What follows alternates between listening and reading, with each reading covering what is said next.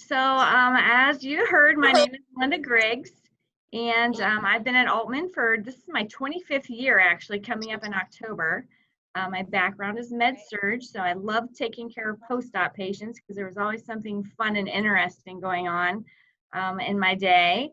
But now I do the geriatrics program, so I love to teach the staff and do programming on helping them help you guys live a better life. So a little bit about my family. I'm married. I have 2 kids that keep me busy. I have a 10-year-old who loves sports, a boy and a girl who is going to be 13, teenager. So she's in that little snarky kind of age a little bit, but she's fun also. So that's my family. And I have a dog.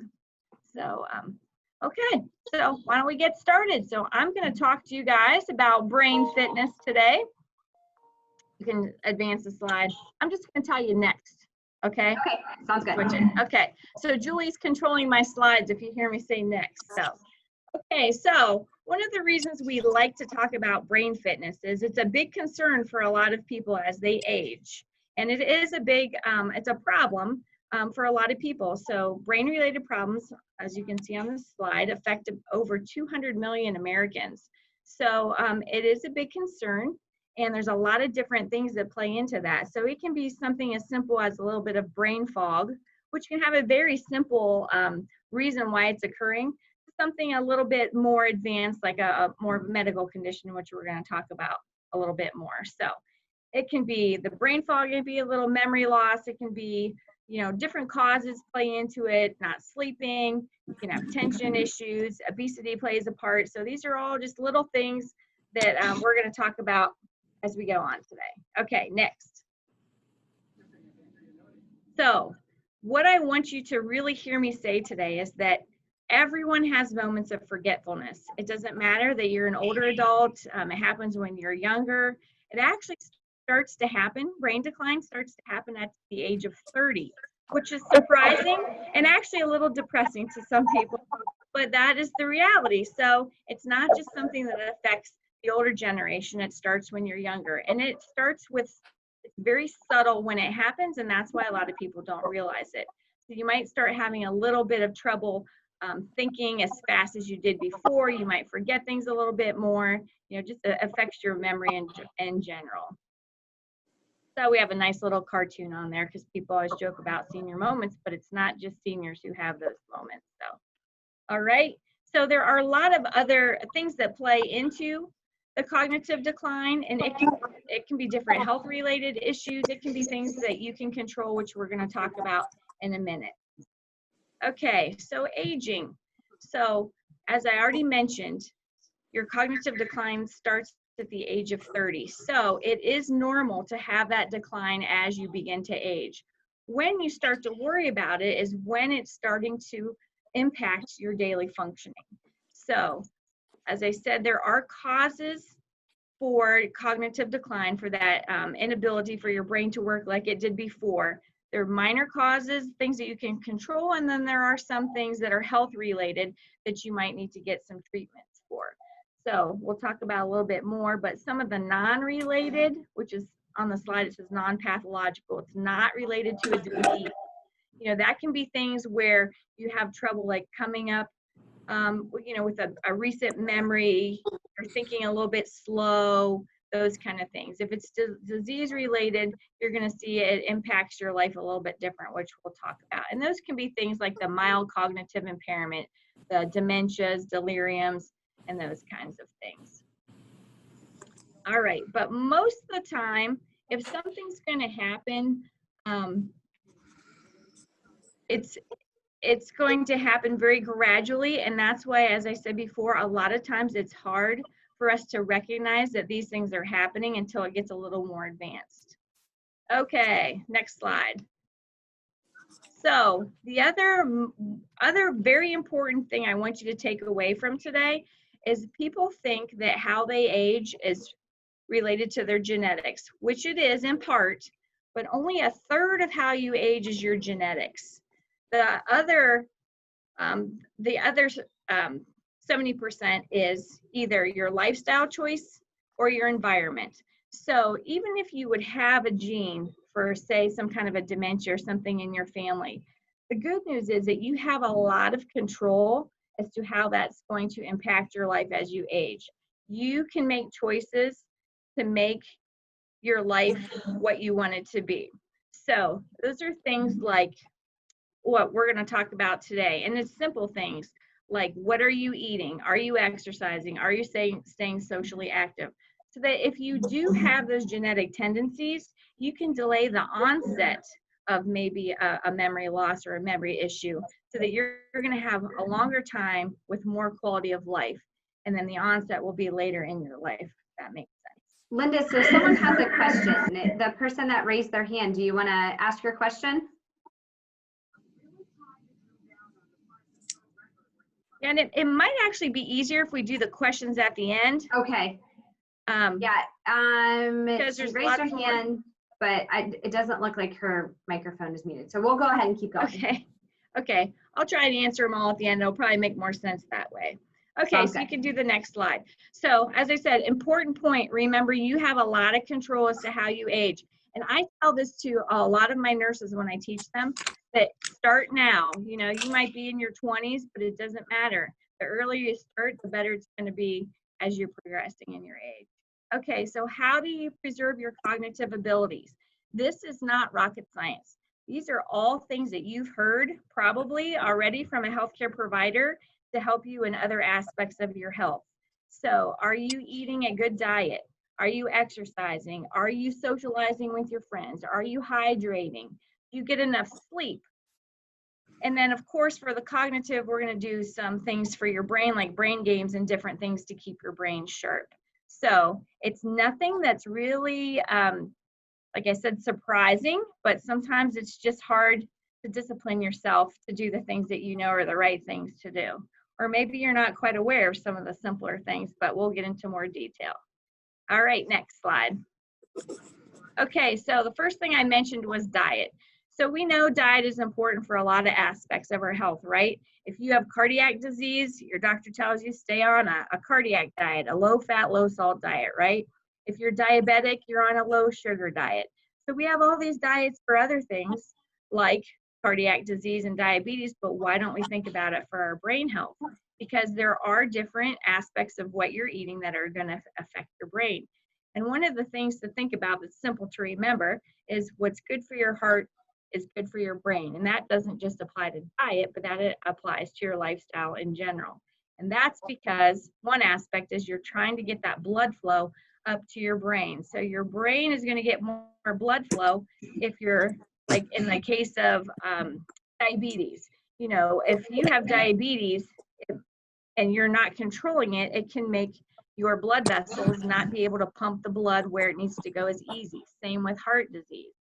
So that's why they kind of all link together. So just having overall good health is good for you. And that's why I say start as young as you can, and then it's going to help you as you age. Okay, so going back to mind-specific diet. You want to eat foods that support your memory and don't cloud your thought processes. So go ahead to the next slide. So one of the things that's very challenging as you age is sometimes food doesn't taste the way it did when you were younger, right? So you notice like maybe you're using the salt shaker a little bit more because your tastes are changing. So instead of using a salt, you know, we kind of recommend trying to use more herbs and seasoning and those kind of things that aren't the salt, because the salt is not good for your heart, it's not good for your blood flow, and the things I just kind of mentioned. Sometimes as you age, you just don't feel that hungry, so you're not eating. So maybe instead of eating a healthy dinner, you're just getting out a piece of toast and putting a little jam on it and having a cup of tea. And that's not fueling your body the way your body needs to be fueled. Sometimes it's a matter of, I don't have the resources to get to the store, or I don't have the finances maybe to get the groceries that I need because I'm paying for my medicine. So there's a lot of challenges as an older adult that you potentially face trying to get a healthy diet. Next slide. So if you are going to focus on some of the different foods, you want to think of, this is a diet that was developed called the MIND diet. And it's based off the Mediterranean diet that a lot of people are consuming right now. And it's basically common sense, right? You're eating your green leafy vegetables that your mom always told you had to eat when you were a kid, right? And you just continue that throughout life. Any other vegetable, especially orange vegetables, are good for you. Nuts is a big component of this type of diet. Berries, beans, grains, of course, fish, but you want it to be like the fatty fishes with the omega-3s, like salmon, those kind of things. And then your oils, you're using more the olive oils, and avocado oil is another one that's been big lately that a lot of people have been using. But you're focusing more on real food. That's the key. It's in America, we're kind of bad. We tend to grab things off the shelf out of a box, and it's not real food. The best thing you can do is eat food that anything you picked off of a tree, you grew in your garden, anything that is as real as it can be. Another thing you can think about is you really want to try to decrease inflammation in your body. So inflammation causes a lot of different issues with different diseases. And one of the things you can do to there's a lot of things you can do to decrease inflammation, which we're going to talk about. But relating to food, there's certain things you can put in your diet that are going to help. Number one, you want to decrease your sugar intake because sugar causes a lot of inflammation. But if you want to do something simple, you can go use like turmeric. I don't know if anyone ever uses turmeric as a spice. It's really doesn't taste like much. It turns your food a little bit yellow, but you can sprinkle turmeric. Like I use it on roasted vegetables. You can put it in stews. It's a very simple way of getting a little bit more nutrition, and turmeric is very anti-inflammatory. So is green tea, and actually coffee is too. So coffee and tea are good as long as you're not putting a lot of the other things into your cup that aren't as good for you, like the sugar that sweetens it a little bit in the artificial creamers and things, because sugar is inflammatory, and that's what we're trying to avoid in our body. Sugar is inflammatory, stress causes inflammation in your body, several other things, but those are the things you kind of want to think about when you're eating. Okay, next slide. So some of the things you want to focus on, not consuming as much. And this isn't saying you can't have it, you just want to have it in moderation. And that's kind of my philosophy. Like I'll have people say, can I still eat bacon? Is bacon that bad for me? Well, you know, bacon's very popular right now. You can get bacon scented candles. You can get anything wrapped in bacon. And bacon is okay as long as you don't eat a lot of it. Because my feeling is bacon is one of those foods that's not coming out of a box. So if you eat a little bit here and there as a treat, that's okay, but you don't want to consume a lot of it because it does, you know, fatty. So 5 brain unhealthy foods. Red meats, not that you can't have red meat, you just don't want to consume it all the time in large amounts. Butter and margarine, you know, there's always the debate. Should I eat butter? Should I eat margarine? Should I eat butter? It goes back and forth, you know, and margarine is really not that real of a food, you know, so I don't know if you've heard some people say it's 2 chemicals away from plastic or, you know, something crazy. I tend to eat butter because I think it's a little bit more real. But still in moderation. I don't eat a lot of it. Cheese can have good effects for you. It's a protein, so if you need to have a little bit of a snack, it can be good, but it also has some fat in it, so you want to eat that in moderation also. Pastries and sweets, that kind of makes sense. I already told you that sugar is inflammatory, and you're trying to avoid that in your body. Also, there's a lot of carbohydrates that you want to avoid, like pretzels and white breads and those kind of things. And the reason for that is because it spikes your sugar. And your goal is you want to try to keep your sugar level in your body even. So, of course, eating a pastry is a lot of sugar. That makes sense. It's going to spike your sugar. But people don't always realize that the carbohydrates, like the white breads and the French fries and those kind of things, they spike your blood sugars too. Your body digests those things really quickly. So it makes your sugar go up really fast, but then it makes it go down really fast. And that's why a lot of times you'll feel like, oh gosh, I can't think after you eat a lot of sugar, or if you haven't had anything to eat. You know, you skipped your breakfast and then all of a sudden it's 10, 11 o'clock and you're like, oh my gosh, I just can't think, because your brain needs to have a little bit of sugar. So you want to kind of keep it even. All right, fried and fast food, that makes sense. we know that that's not very healthy for us, even though it tastes really good. I mean, who doesn't like a cheese on a stick at the fair? You know, those kind of things. So in moderation, treat yourself, but try to avoid that, not have that routinely in your diet. All right, next slide. Okay, so I said that the brain is fueled by a steady supply of glucose, which is sugar. And that's why you want to keep your levels even. So why, when you eat healthier foods, like in snacking on nuts instead of snacking on like pretzels, your body's going to digest those pretzels really fast and cause that sugar spike and then that dip. But the nuts, it takes your body a lot longer to break that down. So that's why it's better, because it's going to be more of a steady release of the nutrition that you need instead of those spikes up and down. And that's why sometimes, like, they'll tell you for a meal to eat a little bit of a carbohydrate and a little bit of a protein. So that would be like, maybe you eat a piece of wheat bread with some peanut butter and honey on it for breakfast, or you eat a yogurt with a piece of fruit, because a fruit is good. It gives you natural glucose. It's a fibrous carbohydrate. So you eat that mixture, so you get the immediate benefits from your body breaking down that wheat bread or the yogurt or those kind of things, and then or the fruit, and then you get later on, because it takes your body longer to break down the other half, the protein, then you get the effects of that later on. So see how that would keep your sugar level in your body, rather than just eating something your body digests really fast and then it spikes and dips. So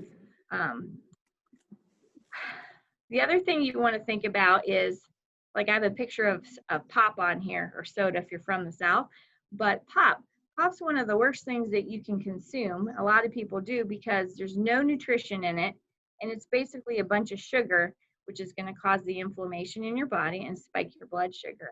And I've had a lot of dietitians tell me that diet pop is even worse than regular, because there's so many chemicals in it. It's not natural for your body, and your body doesn't really know what to do with it. So it floats around in your brain, and that can cause that brain fog a little bit. So just some simple things to keep in mind. Not saying you can never have a Coke. You know, I like to go to McDonald's every once in a while, but I get a real small one, very rarely, but every once in a while it just tastes good on a hot day. But just things that you want to try to keep in mind, that you want to limit a little bit. Okay, next slide. So we're talking about drinking things. Water. A lot of people don't think about this, but one of the simplest things you can do to prevent brain fog and get your brain working better is to hydrate, to drink. Because as you age, you lose your thirst mechanism. So you don't feel thirsty like you did when you were younger. You know, your body normally tells you, oh, I need water. It triggers that thirst, and then you get a drink, right? But as you age, you lose that a little bit more. So you have to make more of a conscious effort to drink, and not just listen to what your body's saying. You have to be a little more proactive and say, okay, I need to drink. And what they tell you is you need to drink about half your body weight in ounces of water, because your brain is made up of 80% of water. So it makes sense that if you don't have water in your body, it's not going to be there for your brain, which is made up of 80% of it, to work right, right? So that's another simple thing. And a lot of people don't like water. I like certain water. I'm kind of strange. Like, I work at Altman, but I live out in the country. So I'm used to well water. And when I drink water from Altman, I think it tastes like a swimming pool. So I bring my own water in a jug. From home, I fill it from my tap, because I like well water. And I think bottled water tastes like dirt. But it's all in what you like. If you don't like the taste of the water, one of the things I do is I put a piece of fruit in my water bottle. So I'll put like a frozen strawberry or some blueberries. Of course, citrus stuff like lemons and oranges makes a lot of sense. A lot of people do that. And they have even special cups that you can use. They're called citrus zingers. And you can untwist the bottom, and it has a little like you know, when you squeeze an orange and you twist it on that little citrus thing, it looks kind of like that on the bottom. So it keeps all the pulp and different things from getting up into your water, the chunks of fruit, and it just adds a little bit of flavor. So whatever you can do, I mean, you can drink other things that aren't water. You just want to watch the sugar content and the artificial ingredients and some of the other things. So water is best, But just keep in mind, make a conscious effort to drink those glasses of water. They even have water jugs now that will say, okay, at 8 o'clock, it'll have a line and it'll say you have to have this much water gone at 8, and then the next line at 10. So it kind of keeps you on track if that works for you. I use the app on my phone when I'm really trying to track mine, and I drink 2 glasses of water, I enter it into my app, and then by the end of the day, I'll know how much I had. So you just have to find what works for you, but just keep in mind to keep drinking water. All right, next slide. All right, so we all know exercise is a benefit to us, right? But do you know the reasons why? So the big thing is that exercise is going to get your heart pumping, and it's going to get your blood to the places it needs to go. Because of course your blood's going to carry all the things that your body needs. The oxygen that gets to your brain, the glucose, the sugar that gets to your brain. So those are, so you want to keep your exercise up. It repairs a lot of the neurochemicals in your brain. It can improve your memory because you are getting the things that your brain needs to function right to your brain like you want it to. It helps with your attention. It has a lot of different benefits. Okay, next slide. So when I talk exercise, I'm not talking like I need to go to the YMCA every day. You know, that's what some younger people think. I need to go lift weights and I need to do it for an hour. You don't. You need to get 30 to 45 minutes of moderate exercise 5 days a week. And it doesn't mean you need to do 30 minutes in one sitting. You can get up in the morning and go for a 10-minute walk. And then, you know, do some of your other activities. Maybe in the afternoon, you go out in your yard and you work in your garden. You know, that counts as physical activity. So a lot of different things. The important thing with physical activity is you have to find something that you like to do. You're not going to exercise if you're doing something that you don't enjoy. A lot of people don't like running. Well, then don't become a runner because there's plenty of other things to do. You can ride your bike, you can go kayaking, you can walk with your neighbor, you can walk your dog, you can do a lot of different things. It's just in what you like to do. And honestly, sometimes it's more fun to do it with other people. So maybe you find a neighbor and you say, hey, every Tuesday morning at 8 a.m., let's meet and go for a walk down the street. And then you have accountability too. That's what works for me. I used to do that when I'd exercise with one of my friends. We'd meet up twice a week. And then that kept me from sleeping in. So find what you like to do. And one of the things you want to think about as you're aging is a lot of people have a fear of falling because you don't have the ability physically maybe that you did when you were younger. And a lot of times that starts a bad cycle because if you're afraid of falling, you're not going to want to get up and walk and do different activities, right? So somehow you have to get over that fear of falling, especially if you have fallen. And there are multiple reasons for causes of falls. It can be from not exercising, it can be from an inner ear issue, it can be a lot of different things. The important thing is you want to figure out what is causing that fear for you so that you can get over it, because the more you sit, the more function you're going to lose. You know, you can lose up to 5% of your physical function by just staying in bed for one day. So, and that gets more and more the longer you do it. So there are options out there for things that you can do. One of the things that we do is a class called A Matter of Balance. And it's a class that helps you get over the fear of falling if you have fallen. And it teaches you exercises for strength and balance. And that's one of the things you really want to focus on as you're getting older too. Tai Chi is one of the best exercises you can do because it helps a lot with balance. And then that's going to give you back your ability or help you be able to do the different exercises that you can do that's going to help with your brain. See how it all fits together. So I already mentioned exercising with a friend. Going to the Y is great when it's not COVID. You have to be a little more creative when COVID's out there because you can't do silver sneakers and all the different programs that are out there, but there are other options. So luckily we're in summer right now, so at least when the weather is nice, we can go outside. You can advance the slide for me. So if you need some other resources, there are a lot of things available to you for free. So one of the best ones that I have found is a campaign called Go for Life, and that's from the National Institute on Aging. So these are resources that are free to you. There's If I could see you in person, I could give you one of these because I have a stack of them in my office, but there's this little book called The Workout to Go. It's on the screen.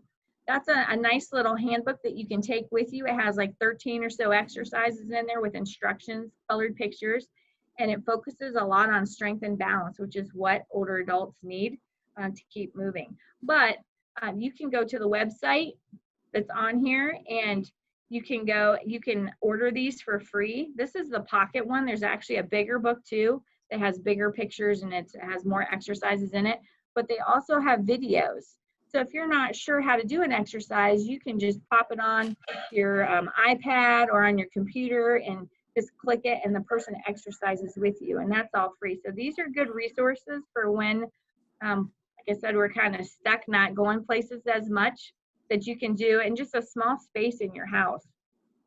This book is designed, you know, like I said, to go in your pocket. So if you go on vacation or you're staying in a hotel or something, you have a very small space, you can still do this. You don't need weights to do it. You can use bottled water. You can use cans if you need weights. You can do it without weights. So that's a really good resource for you to get some exercise in. And then there's a few other resources on there that you can connect with if that's something that you'd like to do. All right, next slide.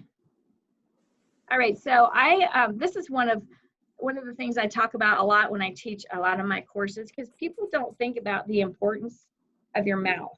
So keeping your mouth clean is really important for your brain health, because if you have a dirty mouth, it's going to cause inflammation. So your mouth is the portal to your body. And we focus on a lot in the hospital. You know, we have people on ventilators. They focus on getting their teeth clean because they can get pneumonia. And it makes sense, because if your mouth isn't clean, those germs can travel out throughout your body. And you don't want that inflammation and the infections occurring from that. So make sure that you're brushing your teeth, that you're going to the dentist. A lot of older adults don't go to the dentist. It's something that I was blessed as a kid that I got that routinely done. Fluoride treatments, as much as I hated them, were a great benefit, keeping my teeth clean, but it wasn't always available to some of the older generations. So just make sure that you're focusing on that. If you can, get your teeth cleaned at least twice a year is best if you can, because you don't want to get cavities and gum disease, which is the gum inflammation, and that's what happens if you get a lot of plaque and stuff on your teeth. All right, because the inflammation starts with the gums, and it can travel throughout your body and cause you more problems. So focus on your teeth. All right, the next thing you can do, which is a little challenging during COVID too, is to socialize. So socialization is really important for your cognitive health, because it keeps you thinking, it keeps your mood up, it allows you to reminisce with peers, you know, things that happened in your generation. I was just, I was on a Zoom call with actually a coworker. We were doing some work, and we were both 80s girls, so we were talking about 80s music and laughing about some different songs and stuff that kind of linked into what we were working on. So, you know, you can cause a laugh. Laughter is good medicine too for your overall health, but it really does stimulate your brain and with those shared experience and things. So, you know, your mood is a lot better when you're not just sitting by yourself.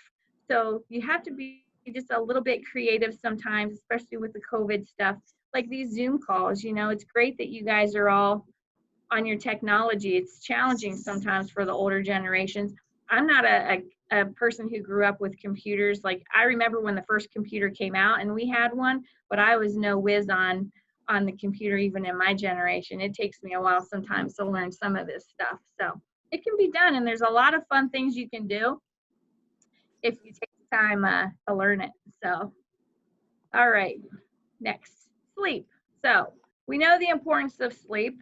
Sometimes very challenging to get, right? For multiple reasons. Either your brain doesn't stop working, you know, you worry a little bit about things, or maybe you take naps too much during the day and then you can't sleep at night, or maybe a medicine affects your sleep. A lot of different things can affect your sleep. But it is really important, because this is when your brain resets itself. Your body repairs during sleep, and your brain repairs, and your brain resets itself. So getting enough sleep is important. one of the best things you can do is have a good sleep routine. So it's hard to do. I especially struggle with this in the summer when my husband's a teacher, he's off, and my kids, because they like to stay up late and sleep in, and I like to go to bed early and I get up early. So it's a challenge for me. But if you can kind of keep your sleep times consistent when you go to bed and when you wake up, that gets your body in a nice rhythm, and your body likes that. They recommend 7 to 8 hours per night as you age. If you're an older adult, sometimes you need a little bit more. Of course, kids need more also. And then you want to optimize your sleep. So how can I get better sleep? One of the easiest ways is keep your rooms cool and put a nice blanket on. It's a cooler temperature, your body can sleep better. Keep your room clean. You know, sometimes people don't think about the dust that accumulates in there, and that can really affect your sleep. And of course, quiet helps a lot too. All right, next slide. Okay, so those are some of the basic health things. This is more of the fun stuff. Being creative, which is something I love to do. I love to be a creative thinker and be different and learn new things and make a mess and do all kinds of stuff. So find something that you can do with your hands that's going to require some thought. The best thing you can do for your brain. So especially anything that you do with both hands. So you see, like in this picture, there's a few ladies that are knitting. Knitting is great because you're using both hands, or you're using both sides of your brain. But anything that you're doing to learn and challenge yourself is great. Creative outlets, great. Music is great. Just anything like that. Anything that uses hand-eye coordination, all of these different activities. So you can advance the slide. So why is this important? Okay, so in your brain, you have neurological pathways. These are all the connections in your brain making things work right? So if I have done something my entire life, like say I'm an accountant and I'm really good with numbers, and I always thinking about numbers and doing the same thing in my job day after day after day, that's really easy for my brain because I have those established pathways. So that's what I kind of equate it to, a super highway. So you have all these lanes where the messages are getting from one point to the other point. But if I'm learning something new, my brain's never had to quite think that way before. So it's like forging a new path, like it's this dirt pathway like you see in the picture.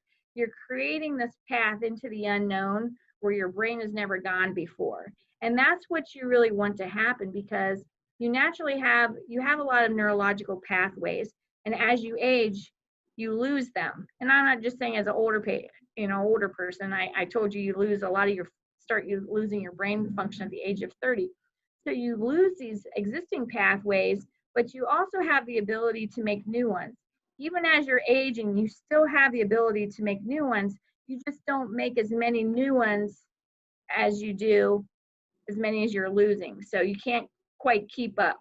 And that's why it's important to start trying to be healthy as young as you can, because then you can build up reserves. So if I've exercised my brain, like I'm just a natural thinker and I'm always challenging myself to learn new things, then I'm building up a lot of different pathways in my brain so that when I'm older, if I lose a few, it's not going to impact me as much as if I didn't really think that much and I don't have as many of those pathways. If I lose some more, then it's going to impact me some more. Does that make sense? And that's kind of the way it is with your overall health. The more reserves you can build up in every aspect of your health, the better it's going to be as you age. You're going to be able to handle if you get an illness. Your body will be able to fight it off a little bit more because it has more of those reserves. It's not going to just kind of tip you over where it's harder for you to battle it. So anything you can do to make new connections. That's why they tell you about all the brain games and different things that you should do, because you're challenging your brain. That's why anything that you learn that's new is going to be good for you, because you're making those new pathways. Okay, next slide. So some things that you can do to challenge your brain: cooking and baking. That's good, because think about this. You have to figure out what am I going to make? Maybe you're researching, looking in your cookbooks or looking online to find a good recipe. Then you have to find the recipe, get the ingredients, plan out how it's going to work, follow the instructions. So it's a good benefit in a lot of different ways, especially if you're choosing to make something like a healthy meal that's going to have a lot of good nutrition that's going to benefit your brain. Baking is fun. I love to bake. I like to bake, give stuff to my neighbors just because it's relaxing to me. So that's another thing. I'm creating a socialization because I'm baking something and then I go visit my neighbors. So baking is good, and cooking. Gardening is really good too because you're outside. You think about garden for a lot of people is very pleasurable. So that releases a hormone called serotonin, which is one of those hormones that elevates your mood. You have to plan your garden. You know, there's a lot of science in gardening now. You talk about companion planting and those kind of things that you can research what grows well beside each other, what helps, you know, other plants grow. Gardening for me is very social also. I have a garden, and I got new neighbors a few years ago, and they saw me in my garden. They had 2 little boys. So I invited them to come in, and I let the little kids pick some cucumbers and tomatoes and different things, and they thought it was the greatest thing. They were little, like 3 years old. And I got a call from their mom the next day, and she's like, oh my gosh, I got to plant a garden because I can never get them to eat vegetables until they picked everything from your garden. So now I just share my garden with them. I gave them half of it, and we meet out there all the time, and we're talking, and they weed my side for me sometimes, which is nice because they like to be out there. So it's a good form of socialization also. But it also takes a lot of thought. Like you said, if you're planning it out, figuring out how stuff's going to fit, you know, is it going to cross-pollinate like it should, all that kind of stuff. And it's a great form of exercise. You're out getting fresh air, you're getting some sun to make vitamin D. So that's all good for your brain too. Okay, next slide. All right, reading. So think about reading, how much thought it takes to read a book. So you're looking at the book, you have to read the words, and then think about, you're reading a story that's going to encourage your imagination. So it's so much better than TV because you're not just sitting there mindlessly letting someone else figure out what pictures you're going to see. You're reading a story, and then in your mind, you're picturing, oh, the bubbling brook, and I hear the birds chirping in the background, and whatever the author is describing, that's what your mind starts picturing. So that's good because you're exercising your mind that way. Watching TV does the opposite. You're not doing anything for your mind, really. You're just kind of a passive observer. So reading is good. And it also helps you with improving your decision and how you make decisions. Your thought process is your ability to think. So that's good. And I think reading, people need to read more, especially, it drives me crazy actually when I read like billboards and stuff that have things that are misspelled because of how people text and things. Drives me crazy, but it really affects how you're thinking. I was trying to spell squirrel the other day, and I was like, how do you spell squirrel? I was thinking, I gotta start reading books again because I'm losing some of my visual, my thought processes of how to spell because I keep seeing all these weird spellings of things. So reading is good. Plus reading can be very enjoyable because it takes you different places, right? So you think, we can't go a lot of places now, I can't travel, but I could read a book and sure learn about Europe or whatever, wherever I was supposed to go for vacation. So it's just another way of adapting to what we have to during these times. Learning a new language is great. This is a very, this takes a lot of skill. It's a lot easier to learn a new language when you're younger than when you're older. And that's just because kids, they just absorb so much more, and their brain is just working overtime, you know, when you're younger. But you can do it when you're older. It just takes a little bit more persistence. And one of the principles of adult learning is repetition. So you can't expect to try to learn a new language in a few weeks. You have to keep repeating. And that's just how adult brains are built. It's you just have to keep repeating. So, and that's why, like, you know, you think when you're in college, people would cram for a test.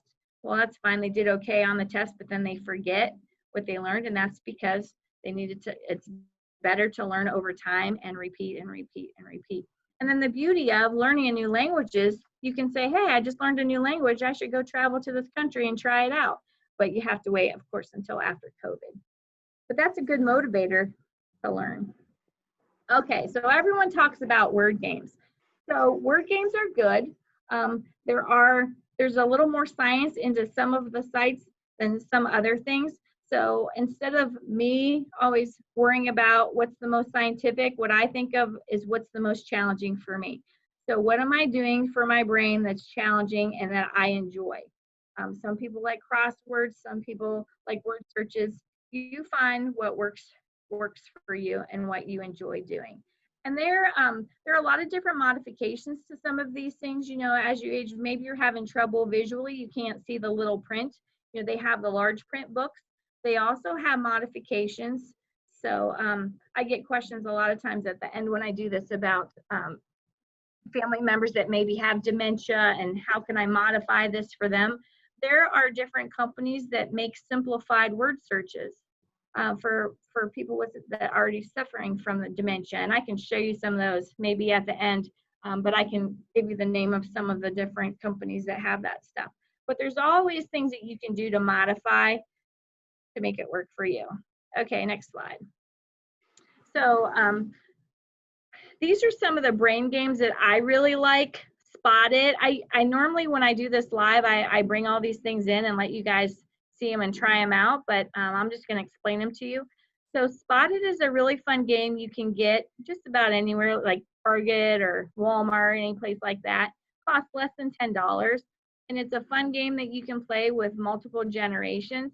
And basically, there's different ways you can play it. The easiest way is you just divide the cards up. You each, like say 2 people are playing, each person flips a card, and there's only one thing on the card that's going to match that's on both of your cards.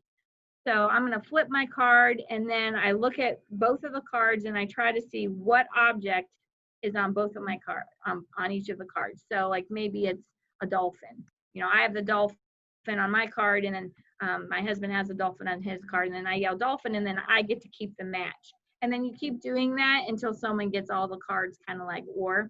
So it's kind of fun. And honestly, this game to me is very fascinating because there's always only one object, no matter what card you pair it with, that matches. And I think, who in the world figured that out? And I actually read the pamphlet because it tells you about it in there. So that in itself was interesting to me. But it's a really fun game, and kids like to play it too. So it's something fun you could play if grandkids come over or something. The game below is Tangos.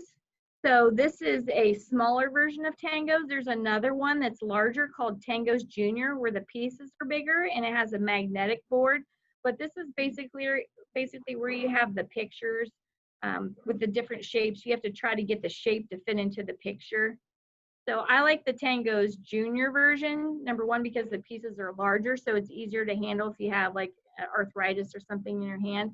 But also it's nice because if you have someone in your family that has an impairment, cognitive impairment like dementia or something, the nice thing about the Tangos Junior version is the cards are big, but you can also flip them over, so it gives you an outline of the shapes. So it basically is kind of like the key. It tells you what shape's supposed to go where. So it's something that somebody who can't think quite as well as they used to, they can still participate. It's just a modified way. And you can buy this different places too. The Tango Junior I've never seen in a store. I ordered mine on Amazon, so you can order it online. But the Tangos you can find usually at Walmart, different places too. So there's a lot of different games. There's another game called Spot It that's fun, and it's cards. And basically you have a card that has a bunch of colored dots on it, and then you have a stack of other cards, and you have to get the dots to match on your MasterCard. That it's clear, and it's there's a little strategy to it. But that game's fun because you can do that on your own, or you can play with a total of 4 people. So and that's less than $10 too. So there's all kinds of games like this out there. I think now, especially people have been focusing more on their brain health. There's a lot of different options. And then if you like to do digital, there's a lot of different apps that you can put on your phone or your iPad that are fun. You know, of course, you can do your word searches and those kind of things. A lot of people do like word bubbles. Anything with words is really going to help your brain think. So I put on here, there's a few apps. The Matrix Memory has a bunch of different activities you can do in Elevate. And then there's a website, the AARP has a bunch of brain games on their website that you can go onto there and click on it too.